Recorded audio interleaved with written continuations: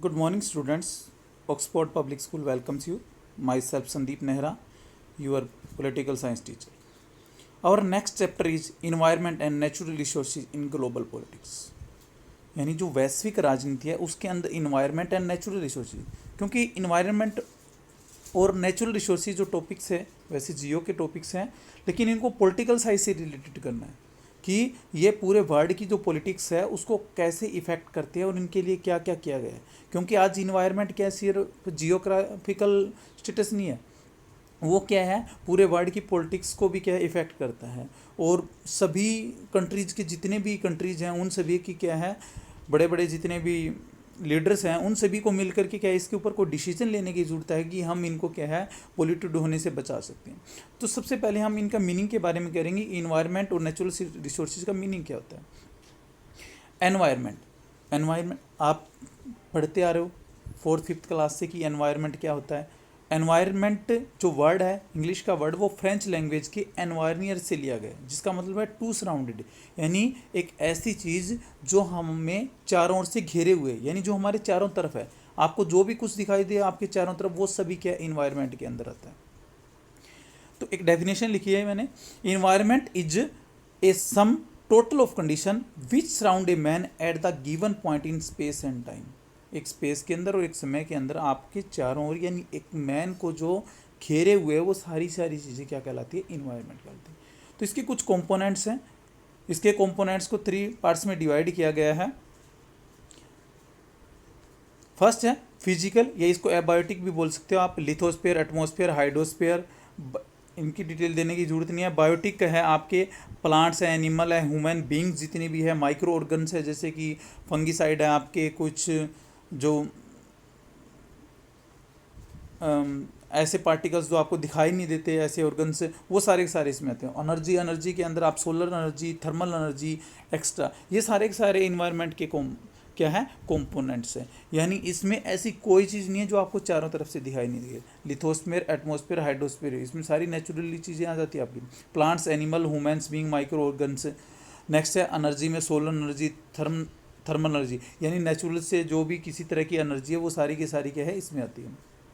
Second है natural resources. तो resources आपको पता है 9th क्लास में भी रिसोर्सेज का चैप्टर आता है। तो रिसोर्सेज क्या है, री का मतलब होता है दोबारा से रिपीटेड करना किसी को एक लॉन्ग टाइम के लिए या एक लॉन्ग टाइम के बाद, या एक यानी किसी चीज़ को रिपीट करना री का मतलब। सोर्स का मतलब यानी उन थिंग्स से है जो आपके आसपास हैं या कहीं छिपी हुई है जिनकी जरूरत है। तो रिसोर्सेज क्या है मतलब चीज़ों को दोबारा से रिपीट करना।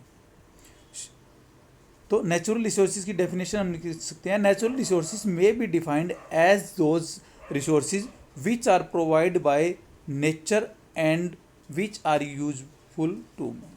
तो नेचुरल यानी प्राकृतिक, जो नेचर से जो रिसोर्सेज हमें नेचर से मिलते हैं वो सारे के सारे रिसोर्सेज जो क्या है एक ह्यूमन बीइंग के लिए यूजफुल है, वो सारे के सारे क्या कहलाते हैं नेचुरल रिसोर्सेज कहते हैं। इसका क्लासिफिकेशन वर्गीकरण भी कर सकते हैं, रिन्यूएबल है, नॉन रिन्यूएबल है।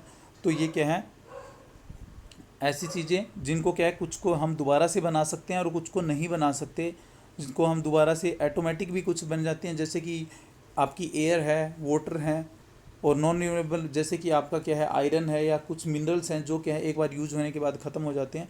तो ये सारे के सारे क्या कहलाते हैं नेचुरल रिसोर्सेज कहलाते हैं। इन नेचुरल रिसोर्सेज के बाद क्या है इन सभी को क्या है हम इन्वायरमेंट और नेचुरल रिसोर्सेज को क्या है ग्लोबल पॉलिटिक्स से जोड़ेंगे।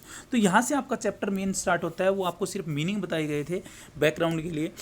तो environment concern in global politics, यानी पूरी की पूरी जो वर्ड है उसकी पॉलिटिक्स के अंदर क्या है इन्वायरमेंटल के लिए क्या क्या इश्यूज हैं क्योंकि उठाए जा रहे हैं।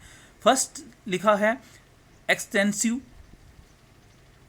डिप्लीशन, यानी कि पूरे वर्ल्ड के अंदर क्या हो रहा है। आज हम देख रहे हैं कि ग्लोबल वार्मिंग की वजह से लगा लो या वाटर पोल्यूटेड हो रहा है, इन सभी से सारी चीज़ें क्या है डिप्लीशन हो रही है। HDR 2006 ऑन यूएनओ ने क्या है वैसे तो पर ईयर क्या है अपनी रिपोर्ट करती है। HDR means human development reports जो यूएनओ के द्वारा दी जाती है पर ईयर। तो 2006 की रिपोर्ट क्या है आपकी NCERT की बुक्स में लिखी है।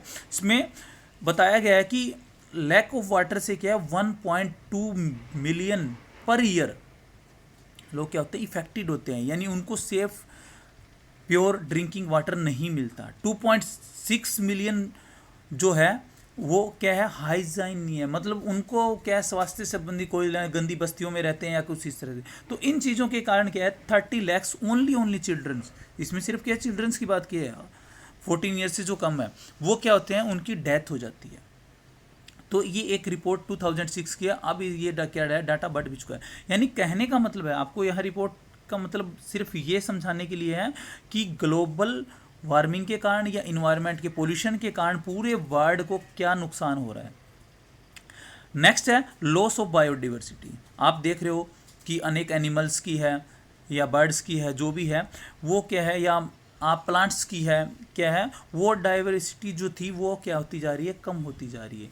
यानी जो विभिन्नता पाई जाती थी, जो अलग अलग काफ़ी प्रजातियां क्या होती जा रही है, लुप्त होती जा रही है। नेक्स्ट है ओजोन होल।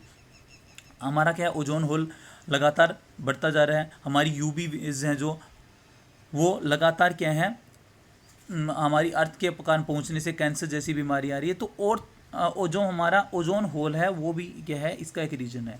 और नेक्स्ट है कोस्टल पोल्यूशन। कोस्टल मतलब तटीय, जो क्या है, किसके, किसी ओशियंस के या सीज के क्या है, बाउंड्री पर लगते हैं, वो लगातार पोल्यूटेड होते जा रहे हैं। लोग वहाँ पर क्या करते हैं, बस्तियां बनती जा रही है, वहाँ पर क्या है, टूरिज्म के लिए जा रहे हैं। तो इन सब चीज़ों के कारण क्या है, वो कोस्टल्स भी क्या है, बिल्कुल पोल्यूटेड होती जा रही हैं। और वेव्स जब आती है तो सारा का सारा आपको भी पता है कि जो पोल्यूशन के लिए जो चीज़ें होती हैं तो वो यूज़ होती है, वो सारी की सारी किसके आ जाती है, कोस्टल एरिया के अंदर आ जाती है। तो इन सब चीज़ों के कारण क्या है, हमारा इन्वायरमेंट क्या इफेक्टेड हुआ है। ये कुछ रीजन्स हैं। तो इसके लिए क्या किया गया है, सबसे पहले क्या है, club of Rome. Club of Rome के द्वारा लिमिट्स टू ग्रोथ नाम की एक बुक्स पब्लिश की गई थी 1972 के अंदर। ये बुक्स का नेम है लिमिट्स ऑफ ग्रोथ के काफ़ी बार पूछ ली जाती है कि ये बुक्स लिमिट्स ऑफ ग्रोथ किसके द्वारा पब्लिश की गई थी। ये क्लब ऑफ रोम के द्वारा पब्लिश की गई थी। इसमें बताया गया था कि हमारा जो इन्वायरमेंट है वो क्या है, लगातार पोल्यूटेड हो रहा है। और इन्होंने क्या है, एक हमारी जो एजेंसी है, यूएन की एजेंसी, कहा था कि इनके UNEP, united nation environment programme, कि इसके तहत क्या है, पूरे वर्ल्ड को क्या करना चाहिए, काम करना चाहिए, ताकि हम क्या है, इसको बचा सकते हैं। किसको, जो हमारा पोल्यूशन बढ़ रहा है उसको, या नेचुरल रिसोर्सेज का जो इफेक्ट हो रहा है उसको हम बचा सकते हैं। तो नेक्स्ट टॉपिक अर्थ समिट्स के बारे में हम नेक्स्ट लेक्चर में करेंगे। Okay, thank you.